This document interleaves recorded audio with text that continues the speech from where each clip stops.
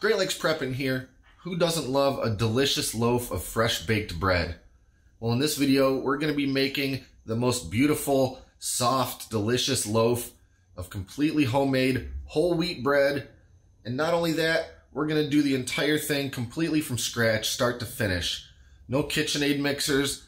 I'm not even using store-bought flour. I'm going to take a whole bunch of pure, hard wheat berries, grind them into whole wheat flour, and then use that to make my loaf of bread. Now, why would I do it the hardest way possible? Well, because I can, and because that I like to know that I'm able to. Storing flour itself has a limited shelf life because of the oils and the fact that it can go stale and even rancid, but you can store whole wheat berries indefinitely if stored properly. So I find it a valuable thing to have wheat berries on hand that I could grind into flour and use that for bread dough. So that's exactly what we're going to do here. Now, I've played around with making whole wheat bread for a few years, and I finally came to a recipe that I'm absolutely happy about. The bread that comes out is so soft and tasty and perfect, you wouldn't even know that it wasn't bought at a store or cooked by a baker himself. So let's jump right in and start grinding up some wheat berries, which I assure you is my least favorite part of this whole process.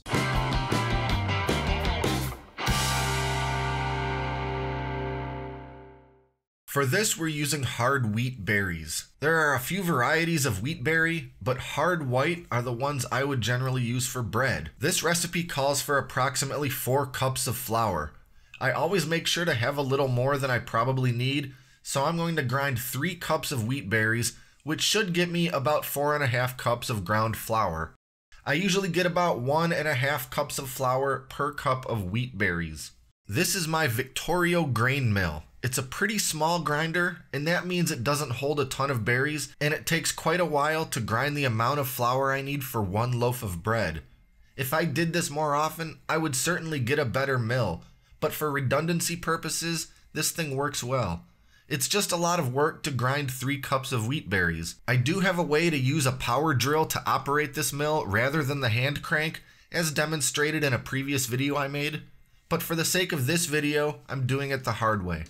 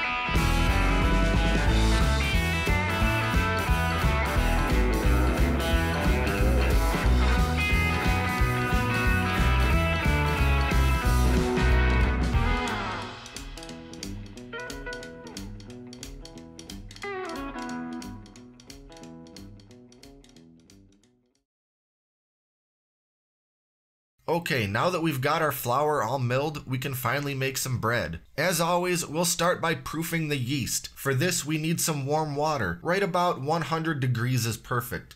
Don't go too hot or you'll kill the yeast. Put the warm water in a big bowl and sprinkle in ordinary active dry yeast. For 1 loaf of bread, we need 1 packet, which is 2 1/4 teaspoons of yeast. Leave it alone for 5 or so minutes until the mixture looks cloudy and a bit foamy. If it doesn't look cloudy and or foamy, your yeast is probably bad. The bread won't rise, so you need to start over with some new yeast. Make sure it's not expired. Expired yeast is no good. Next, we need to add 1/4 cup of honey and 3 tablespoons of melted butter. The butter should be melted, but not super hot. Make sure it's had a chance to cool a bit after melting. Now add in 1/2 teaspoon kosher salt and 2 tablespoons of vital wheat gluten. A quick note, you can skip the vital wheat gluten if you prefer, but since whole wheat bread can be a lot more dense than white bread, this ingredient really helps make it rise and get fluffier. It doesn't change the taste as far as I can tell. You're just adding more gluten to the flour, similar to how they make bread flour. Next, add 2 cups of the wheat flour and stir everything together with a fork until it's all incorporated.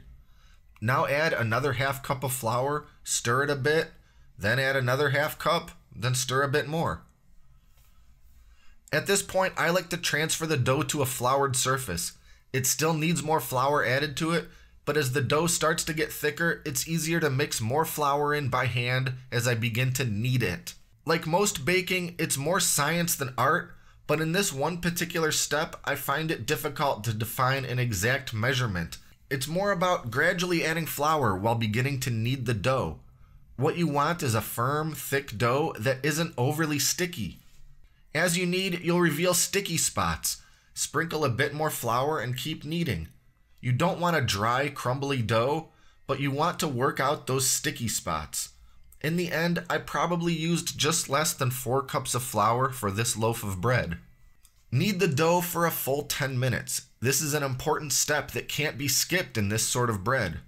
Kneading isn't just about mixing the ingredients together. You're working out the gluten and causing the dough to become more elastic.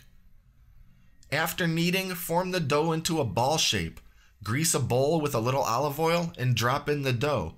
Cover with a damp dish towel. Now the dough needs to proof for 45 minutes. Set the bowl in a warm place, free from drafts or breezes. I find that setting it in an oven that was turned on a little while ago and is still a little bit warm is the best spot for this. You don't want hot, you just don't want cool. After 45 minutes, the dough should have about doubled in size. Place it back on the counter and squish it back down. Don't skip this step. Sort of roll it into a log and form it with your hands into the shape of a loaf. Do your best to pull and fold the seams underneath so the top and sides are nice and smooth. Grease a metal or glass loaf pan with a little more olive oil and place the dough in, seam side down. Cover it back up with the damp towel and leave it alone for another 45 minutes. I just put it right back into the turned off oven. Now it's finally time to bake. You can see the dough has risen again in the loaf pan. Preheat your oven to 350 degrees, making sure to remove the dough first if you were using your oven for the proofing steps. When preheated, bake the loaf for 40 to 45 minutes. What you want is a nice medium brown color. For my oven, 42 minutes seems to be the perfect time. When you remove the bread from the oven, it should sound slightly hollow if you tap it with your finger. Once the pan is cool enough to handle, remove the bread and set on a cooling rack or cutting board until completely cool. Don't cut into it until it's pretty much down to room temperature. And that's it. The most beautiful, soft, tasty loaf of whole wheat bread you can ask for. Once completely cool, you can wrap it in plastic wrap or put it in a bread bag from a store-bought loaf. It'll last a few days on the counter, or you can double wrap it and freeze it for later use.